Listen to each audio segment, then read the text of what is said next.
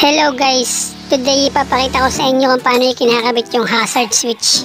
Mag-install tayo ng hazard sa ating motorsiklo ngayon. First, syempre hanap tayo ng magandang paglagyan niya, yung madali natin mapipindot.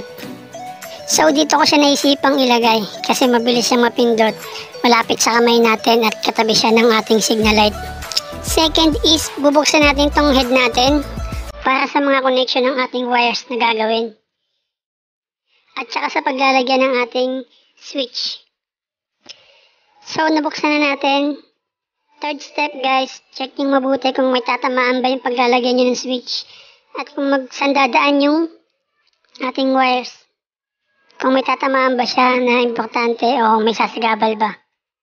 So, dito sa napili ko guys, dito ako magtatabas ng paglalagyan ng ating switch ng hazard. So, itong mga wires na to guys, ito ay galing sa ating signal light. Ito yung brown tsaka brown white, tapos itong green. Itong nasa gitna, itong brown white na to, ito yung input niya. Papunta dun sa green tsaka brown na output natin. And then, dito tayo maglalagay ng switch guys. Dito tayo magtatabas. So, gagamit tayo ng lagari, pantabas dyan. Sa lalagyan ng ating switch. Then, pagkatapos ay pwede na nating linyahan yan. Ito na siya guys, nung natabasan ko na. Well, kailangan eksakto yung pagtabas nyo guys para hindi maluwag yung pagkaano ng ating switch. Kailangan saktong-sakto lang siya. Testing natin tong ating kung sasakto ba.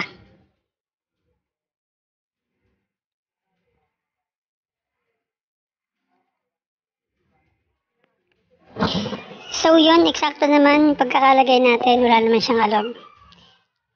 The next is yung dadaluyan ng ating wires. Kung saan ba ito dadaan at kung maganda ba yung pagkakalagay niya.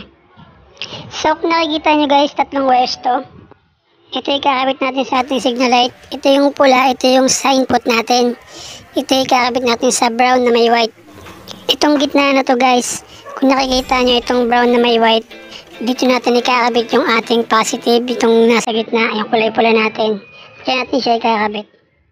Yan yung pinaka-input niya. So yun, pinas-forward ko na. Kung nakikita nyo guys, nakakabit ko na yung ating pula sa ating brown na may white. Which is ito yung input niya, yung pinaka-main power niya. Sunod natin kakabit is itong white and then blue. Itong white and blue guys, ikakabit natin to doon sa brown at saka sa green. Okay lang yan guys kung magkapalit man yan ng pagkakabitan kasi same lang naman yan. Ang importante lang naman dyan guys is yung ating input, yung kulay pula. Kasi doon tayo kumukuha ng power niya mismo. Doon sa brown na may white. As usual, fast forward ulit tayo. So yun, nakakabit ko na lahat ng ating mga wires. Tatlo. Okay na rin yung ating connection. Okay na rin yung ating switch. So, ang next part natin is itatape na lang natin siya. Separately ang pag-tape natin guys ha. Pero bago natin itape, make sure muna natin kung gumagana ba talaga siya. Testing muna natin siya ngayon.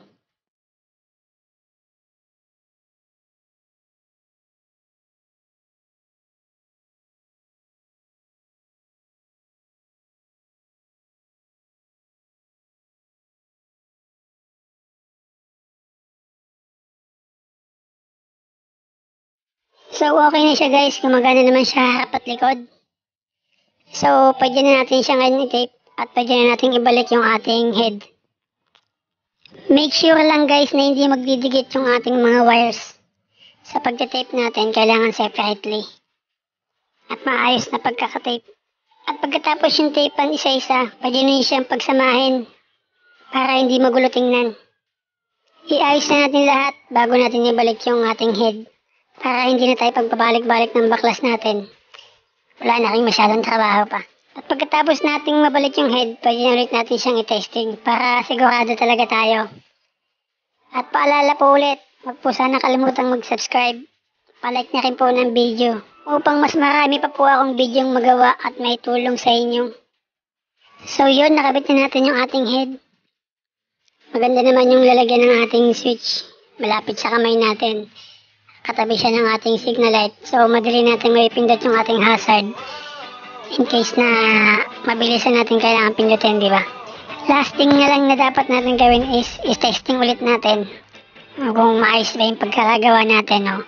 Madali ba siyang napipindot.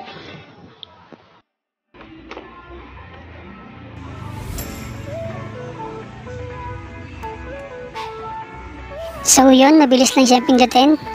Gumagana naman siya. In case na kailangan mo siyang biglaan pindutin, pindot mo kagad kasi malapit na sa iyong kamay.